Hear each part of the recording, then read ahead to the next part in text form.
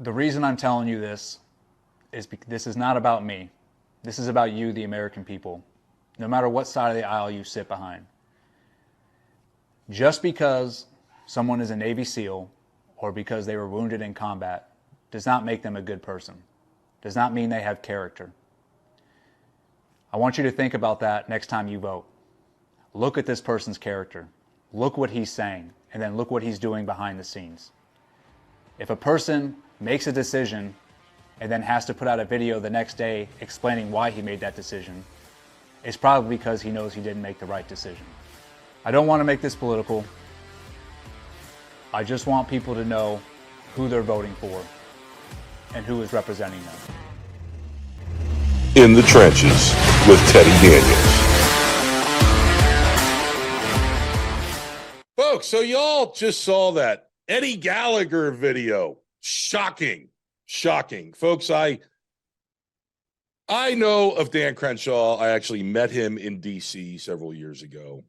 I believe he is completely sold out. And now we have a man running against Dan Crenshaw to primary him in Texas Congressional District 2, Jameson Ellis. Jameson, thank you so much for joining In the Trenches with Teddy Daniels. I'm so happy to have you on. And I got to ask, brother, have you seen the Eddie Gallagher video? I have. To be quite honest with you, it only kind of confirmed what a lot of us already kind of suspected. However, and here's the thing, Teddy. There's always two sides to every story. But what I can say is that Eddie Gallagher also provided links to documentation. Mm-hmm. So there's been a lot of people that are like, you're referring to Gallagher. Oh, you're a murderer. You're a child murderer. You did this, you did that. And, you're a whiny baby. And it's like, wait a minute. He's actually bringing some pretty compelling evidence. So, man, I'm waiting on my opponent to respond. I want to see if he does respond. But I have seen the video, and honestly, it doesn't surprise me. It's a political sleight of hand is what it is. And we've seen him do this over and over and over again. We've seen him do it with his voting record, where he claims to be one way, but then votes completely opposite.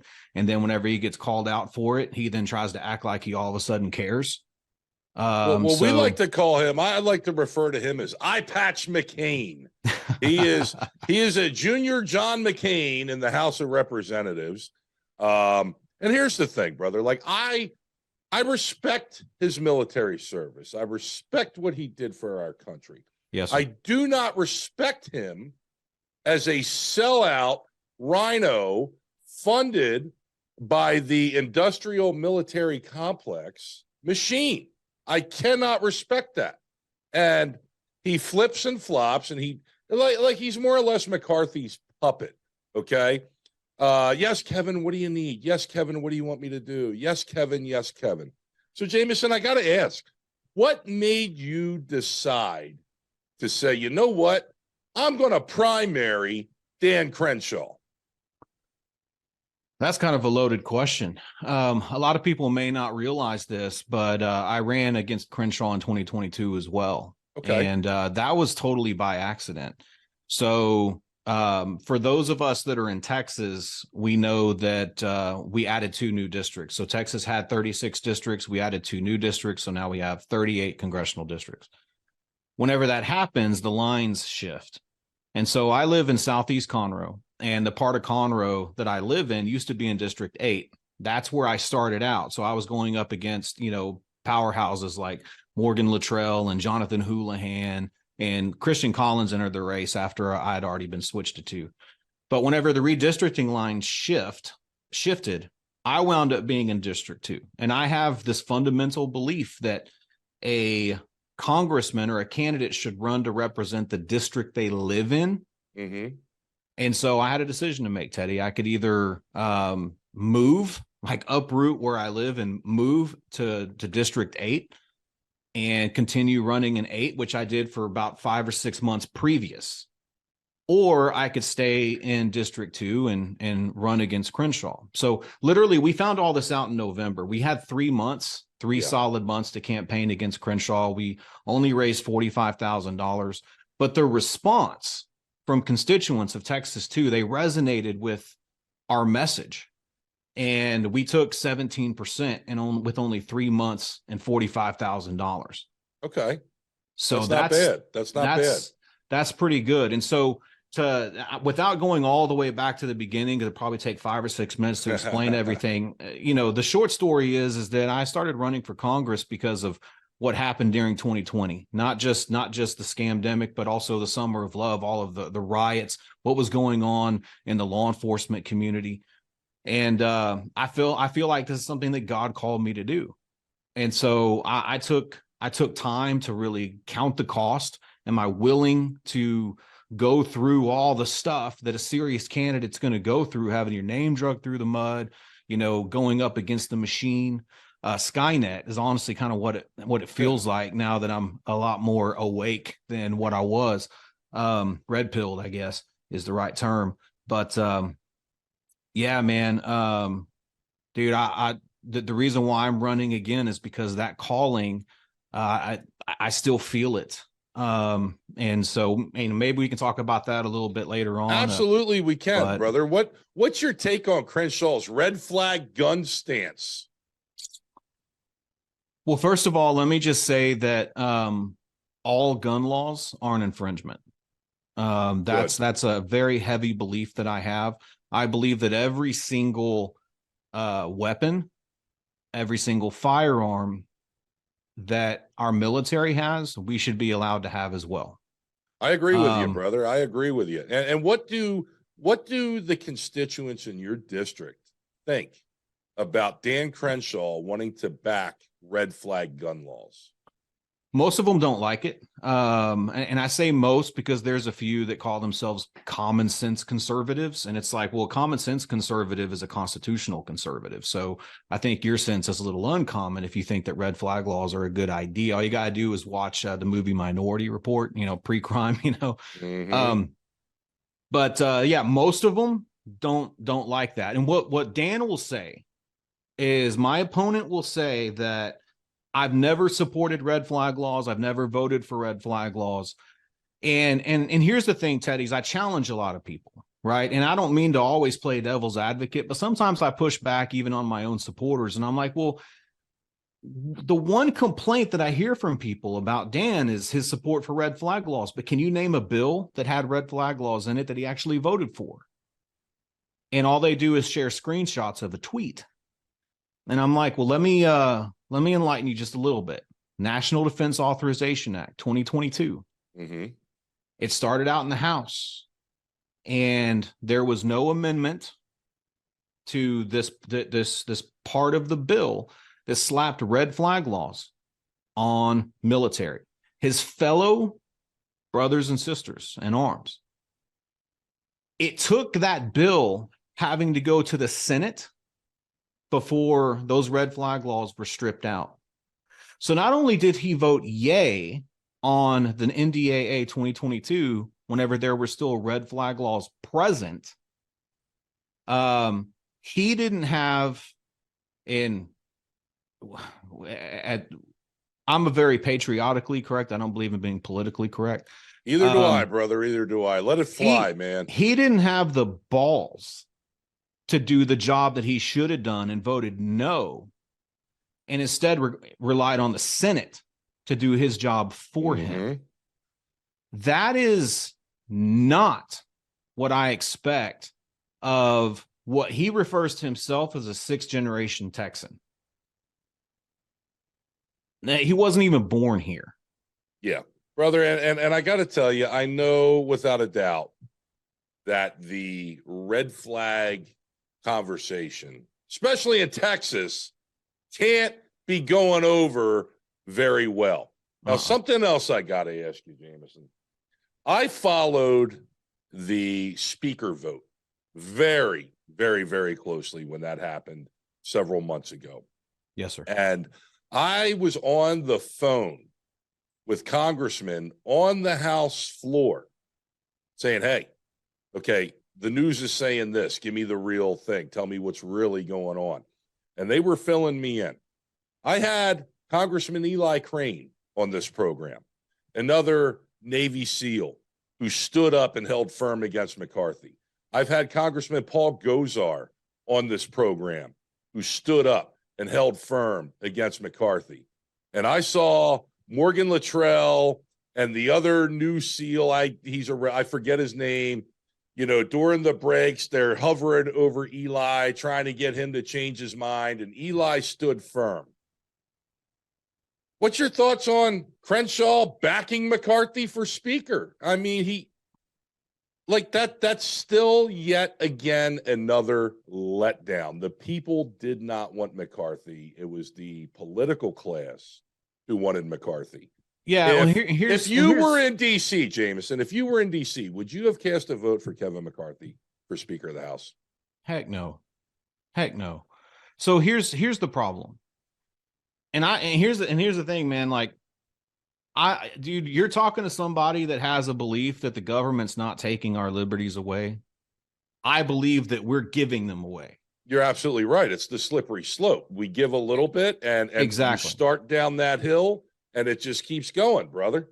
So here's what has been very, very frustrating. And as a candidate, and honestly, just as a human being, there's a balance in trying to find in grace and justice, or mercy and justice, right? There's a balance between respect and then just kind of being like, come on, right? Mm-hmm. So one of the things that really bothers me is you hear this all the time. I would get asked the question, are you going to go to DC and go along to get along? Or are you going to go up there and you're going to fight for us?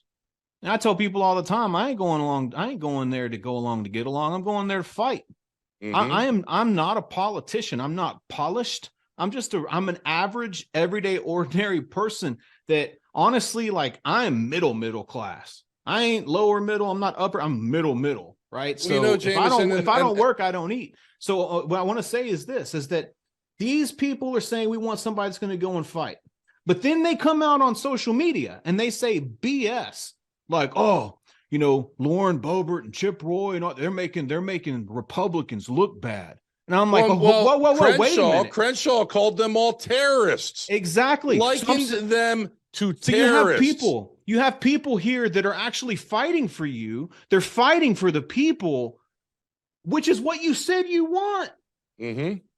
But all of a sudden now you're more concerned about how the Republican Party's looking instead of about the tyranny that if they wouldn't have stood up, they got every concession that they wanted because they were willing to stand up for what they should have done.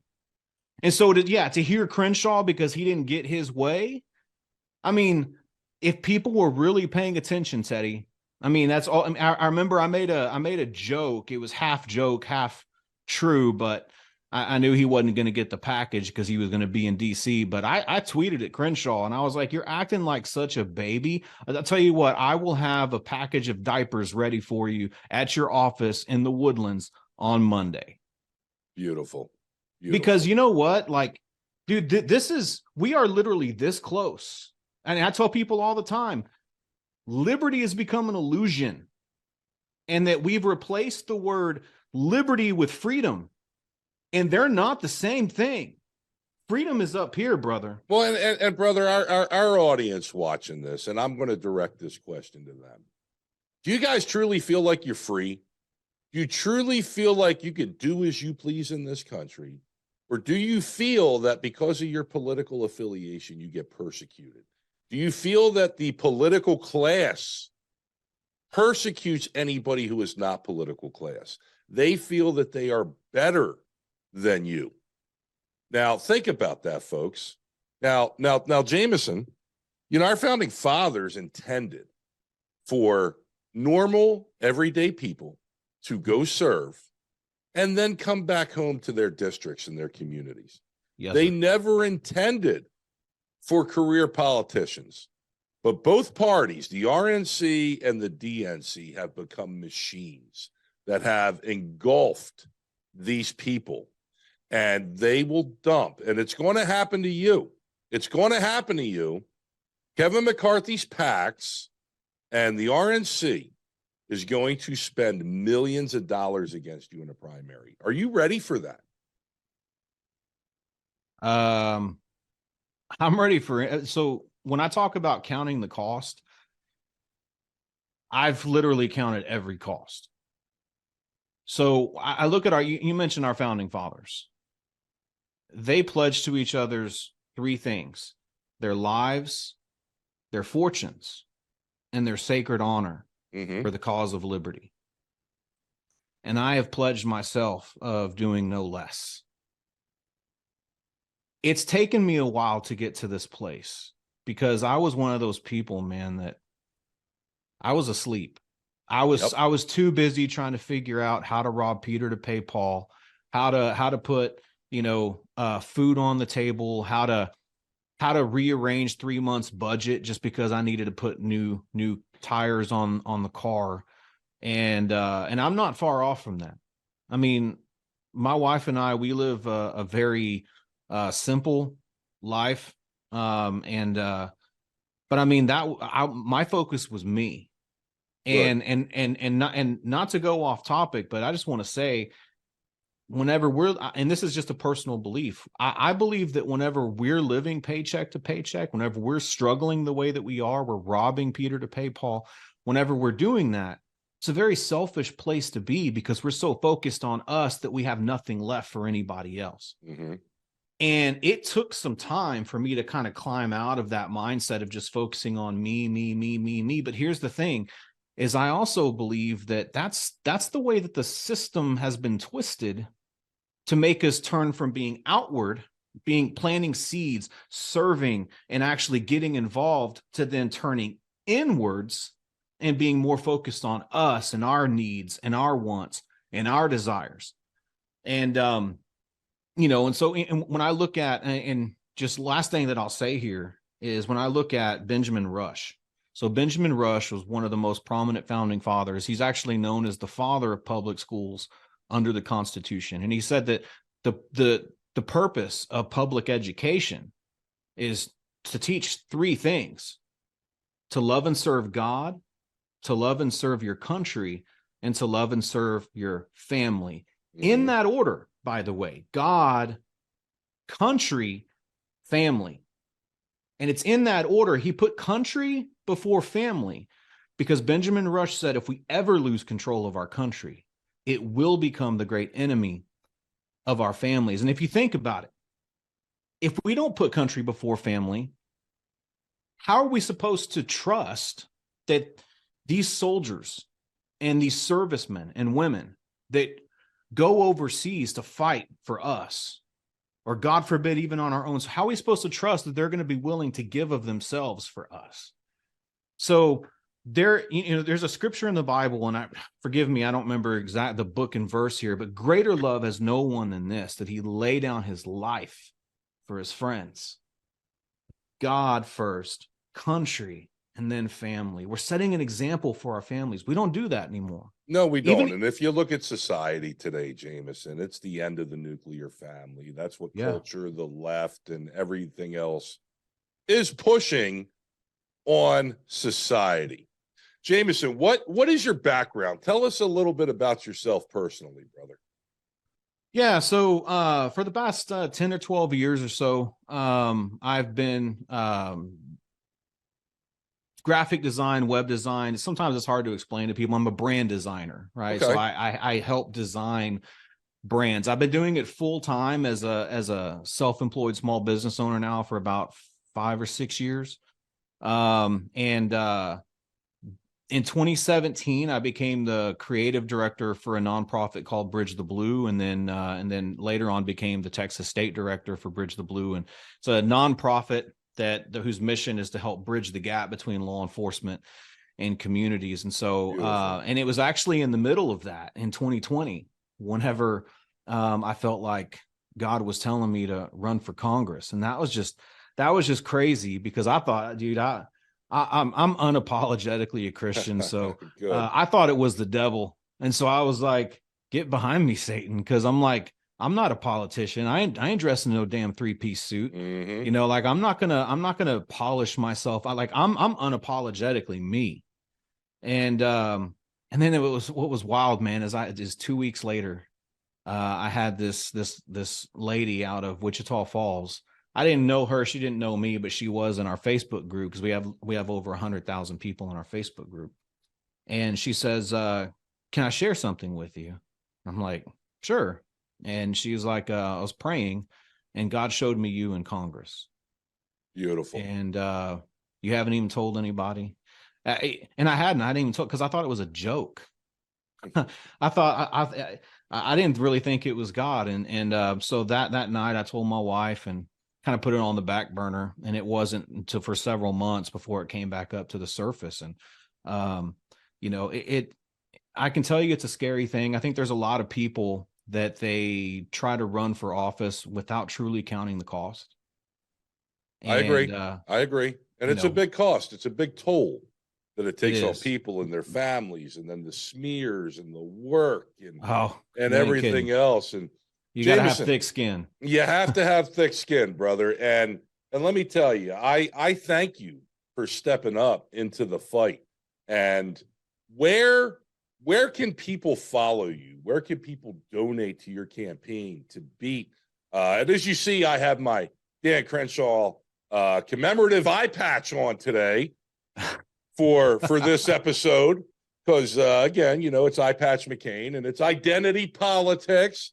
If he didn't wear an eye patch, he would have never been there in the first place. And the sad part is the RNC is playing identity politics the same as the DNC does now. They are. So it's Eye Patch McCain, and so I figure, you know what? I'm going to wear one too. Screw it. All right. So again, folks, this is the Dan Crenshaw commemorative eye patch. Put one Today, on, and you're you a will pirate cowboy. and, you know, hey, put one on, you too can turn into a sellout rhino scumbag sleazy politician like Dan Crenshaw is. So, Jameson, where can people find you? Yes, sir. So I mean, I'm all over all over social media: Facebook, Twitter, Instagram, Getter, Gab, Truth Social, YouTube, um, and Telegram. My hub, if you will, is my website, which is jamesonellis.com, and it's Jameson like the whiskey, only I think I'm a lot more fun. But You Jameson, know what's funny, brother? When I saw your name, I thought this is going to be good because I have a little boy, and his name is Jack Daniels. So we got the father of Jack Daniels and Jameson. So this is perfect, brother. This is perfect. so it's JamesonEllis.com. JamesonEllis.com. Yes, Folks, sir. if you want to go on and support Jameson, throw him 5, 10, 15, 20 bucks. He's going to need it because the shit bags in the establishment RNC are going to be coming for him, and they're going to be coming for him hard to protect their little sellout puppet, Dan Eye Patch McCain Crenshaw. Jameson, brother, I truly can't thank you enough for coming on the show today. And I want you to stay in touch with me. Anything I could do to help you out, you let me go. The funny thing is, I ran for Congress in 2020, and Crenshaw came in and supported and backed a candidate in my primary, and I beat him. So Nice. yeah, so screw you, Dan Crenshaw. Kevin McCarthy backed the same guy, and I beat him. So Young Guns, that's what they're. oh, that's what it is. Yeah. Yeah. I call them squirt guns, the squirt gun program. And the funny thing is I was the first one to raise the amount of money for the threshold for the Young Guns program. They didn't want to put me in because I openly said I'm a Freedom Caucus guy. So obviously they kept me out of their establishment sellout and training program, which I call the squirt guns program. So but yeah, no, Crenshaw and McCarthy came in and they backed one of the 6 of us running in our primary. I actually took second, lost by maybe 1,000 votes in the primary, lost to the mail-in ballots. Election day, I won. Mail-in ballots came in. The second guy went to number 1. He ended up losing the general. And yeah, the the McCarthy and Crenshaw endorsed candidate finished third. So I already beat him once, brother, and that felt good. Just knowing that I beat McCarthy and Crenshaw, the ambiguously gay duo in my congressional primary felt great. So JamesonEllis.com. Folks, go on, check out Jameson, throw him a couple bucks. He's going to need it because the assholes in DC don't want guys like Jameson in Congress. They don't want normal folks who represent the everyday people in Congress. They want people that they can control, people that they can buy, and people that are millionaires already. So, Jameson, I'm going to give you a final word, brother. Yeah, I mean, I've said from the offset that there's not a single thing that I'm going to be able to do by myself. People ask me all the time, well, Jameson, what are you going to do whenever you get to Congress? And I'm like, look, the Declaration of Independence clearly talks about something called consent of the governed. There's not a damn thing that I'm going to be able to do on my own. This is a call out and a challenge to each and every single person that's within earshot of this audio, that you got to do something. You have to do something. You have to get engaged. You have to get involved. It's a bottom up scenario. Get involved in your school boards. Mm-hmm. Get involved in your county races. Get involved. Serve as a precinct chair. Get involved in your local Republican Party or your local Tea parties. This is a movement of the people, by the people, and for the people. So I'm not Superman. I'm nobody's hero. People say, what are you going to do for me in Congress? I'm going to vote down every single bad piece of legislation because we don't fight big government with more big government. Good. And so, and I've got some plans on how to do that. But here's one last thing that I'll leave everybody with. We need to expose the voting records of every single so-called Republican, because it's not Democrats. And let me rephrase that. It's not just Democrats. The problem is Republicans that don't act and vote like Republicans. Exactly. So we need to get their butts voted out of office and replaced with an America First constitutionalist that will actually vote to shrink the government back within its limited jurisdiction so that we can go on and live our lives, be fruitful and productive, and actually pursue happiness. Perfect. Because happiness in and of itself is not a right. The pursuit of it is. But I'd be damned that the government wants to make it as difficult as possible for people like us to pursue it. So, Jameson, I'm behind you 100%, brother. And like I said, you have my number. We connected on Twitter. We have our emails now. Anything you need from me, brother, hit me up. I'm in your corner, and I truly wish you the best. And I want to have you back on several more times as this primary progresses. So, folks, JamesonEllis.com. Jameson, thanks, brother. I appreciate you, man, and we will be in touch again soon. Oh, I appreciate you. Thanks for having me. You bet, brother. Folks, that was Jameson Ellis. I like the guy. Down to earth, regular, everyday dude like you and me. Okay, that's who we need in office. That's who we need in D.C. representing everyday people like you and like me. Love the guy. Guys, I got to tell you, I hope you enjoyed the episode today. I hope we shed a little light on Eye Patch McCain, and it was great to introduce Jameson Ellis, who is running against Dan Crenshaw in a Republican primary in Congressional District 2 in Texas. Folks, go to JamesonEllis.com. Check him out. Check out his site. You know, Dan Crenshaw is not good for this country, folks. He may have been great as a CEO, but as a politician, he's just, I hate even saying politician. He's a politician. It should be as a representative of the people and what the people want. He's absolutely horrible.